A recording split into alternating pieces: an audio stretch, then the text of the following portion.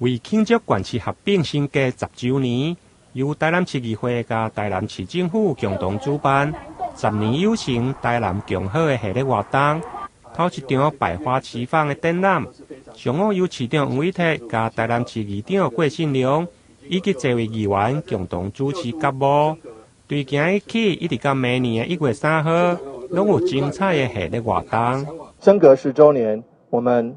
台南市议会、台南市政府就一起来办理这个升格10周年的活动。那今天可以说是百花齐放晚上就是千灯齐亮，所以说可以说是非常漂亮的一个夜景。不仅是有花灯，还有很多这个光影这个投射都非常漂亮，看起来刚那个花的上面都有那个灯。那所以我想说，这见证了事实上台南市合并这10周年来，许多市政建设都跟在议会一起抚慰齐心努力的情况下，市政建设都有很大的迈进。除了百花齐放要打头阵以外，那23日起呢，台南市议会将有议员历届的正副长油画展及合并10周年的纪念回顾展。那这个画展呢，是特别的请了我们的画家呢严胜发特别给拜托给来为，让大家我们共同来期待。24日晚上呢，在我们的议会的广场，我们和市长共同呢，还有所有人来启灯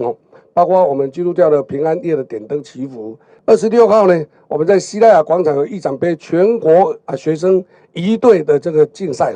明年元月呢1号到3号，我们西拉雅广场还有气垫嘉年华，将整个的气氛呢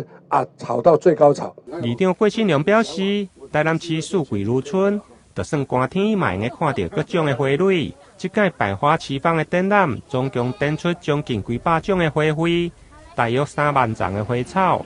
除了日式赏花，暗时阁有花灯，希望借此用个带予民众迎接新年的欢乐气氛。台南新闻林根采访报道。